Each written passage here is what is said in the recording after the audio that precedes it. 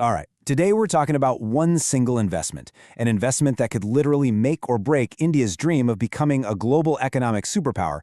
And you know what? It's probably not what you're thinking. Take a look at this number, $30 trillion. That is the massive economic goal India has set for itself by 2047. It's this huge vision of a fully developed nation, a Viksit Bharat. But a goal this big, it's never just about the numbers, is it? And here's the thing. A dream that huge, you can't build it on ambition alone. Turns out there's a kind of quiet fragility in the very foundation of this plan, a weakness that, if we ignore it, could bring the whole structure tumbling down. So that begs the question, right? What is the missing link here? What's the one thing, the one investment that can actually lock in that $30 trillion future?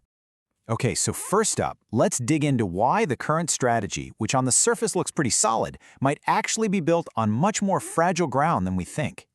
Whenever you hear people talking about India's economic future, what do you hear? It's always the same things, right? Massive infrastructure, boosting manufacturing, digital innovation, making it easier for businesses. And look, all of that stuff is absolutely essential. They're the pillars of the economy. But there's a huge piece of the puzzle that's just not really in the conversation. And that's a serious, systematic investment in human capital. I'm talking about early childhood care and development. And this isn't some feel-good social issue. This is about building the actual people who will power that $30 trillion economy. So to really get this, we have to completely shift how we think about it. Early childhood care and development, let's call it ECCD, this isn't a charity program or a welfare intervention. It is a strategic, cold, hard economic investment in the very foundation of our future workforce. Okay, so why is this one thing so incredibly important? Well, the science is really clear on this.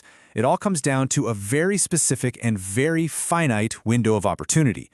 We're talking about just 3,000 days that have absolutely profound consequences for a person's entire life. 3,000 days. That's it. From conception all the way to a child's 8th birthday. It doesn't sound like a lot of time, does it? But developmental science tells us that these days, they are, without a doubt, the most important days for shaping who a person will become. Just get your head around this for a second. A staggering 85% of a person's entire brain develops in just the first 1,000 days. That's from conception to age 2. The blueprints are laid down so early. And whatever happens, or doesn't happen, in that tiny window, well, a lot of it can be permanent. And we're not talking about small stuff here. During these first 3,000 days, we're building the literal foundations for a person's entire life. Their brain's wiring, their physical health for decades to come, their ability to think and learn, how they handle their emotions, their social skills, all of it. And listen, this isn't some new agey theory. We're talking about the World Health Organization and UNICEF. They call this a crucial window of opportunity. It's a global scientific fact. So when you invest here, you're not just doing something nice for a kid, you are actively building a more productive, a healthier, and a more capable workforce for the future. Okay, so we have this scientific reality staring us in the face. How does India's current approach actually measure up? Let's take a hard look at where we are now and what it would take to shift from just focusing on survival to actually making sure every child can thrive. Now, to be fair, India has made some really amazing progress over the last 50 years. Programs like the ICDS and the National Health Mission, they've done a ton to reduce child mortality and get immunization rates up. So there's absolutely a foundation to build on. But, and this is a big but, that foundation was built for a different time, with a totally different goal in mind. The old focus was simply on survival, just keeping kids alive. But the future we're talking about, that demands we focus on thriving, making sure kids reach their absolute full potential, cognitively, emotionally, socially. It's a whole new ballgame. So what's the holdup? Well, two big things. First, the current system is a mess of fragments. Health, nutrition, education, they all operate in their own little bubbles. And second, and this is huge, the focus has pretty much only been on the poorest kids, through government safety nets. And that narrow focus just misses the reality of today. These modern developmental challenges, they're everywhere. We see kids from middle-class, even wealthy families struggling with things like obesity, way too much screen time, social and emotional problems. This isn't just a poverty issue anymore. It's an issue for an entire generation, across the board. So, where do we go from here? Well, the good news is there's a pretty clear blueprint for action. It's an integrated framework that's designed to do exactly what we've been talking about, help every single child move from just surviving to actually thriving. It's basically a 6-step plan, and it's really comprehensive. Step 1, you start before a child is even conceived, with counseling for young couples. Step 2, you empower new parents with knowledge about responsive caregiving, the power of just talking and playing with your kid. Step 3, you train families to do basic monitoring of their own child's growth so they can spot delays early.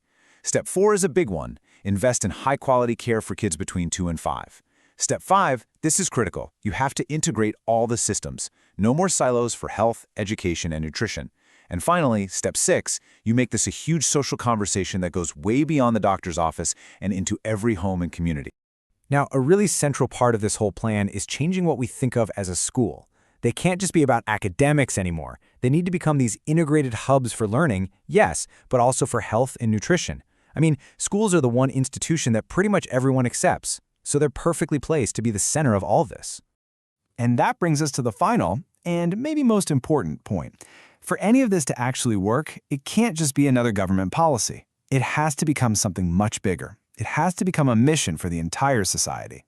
There's a line in the source material that just says it all, really. India's future will not be determined by what it promises its children, but by what it invests in them during their earliest years. It's not about promises, you see. It's about real action, right at the beginning. And to kickstart this, yes, the government has to lead the way. That means finally breaking down those silos and getting the ministries of health, education, and women and child development to actually work together, all pulling in the same direction under one single, powerful national mission. So let's leave it with this question. What if a movement led by citizens, backed by the government, and really owned by all of society, what if a movement focused on our children's growth and development is the real missing link? Could that be the key to unlocking that $30 trillion economy? When you look at all the evidence, it starts to seem like it's not just possible, it's absolutely essential.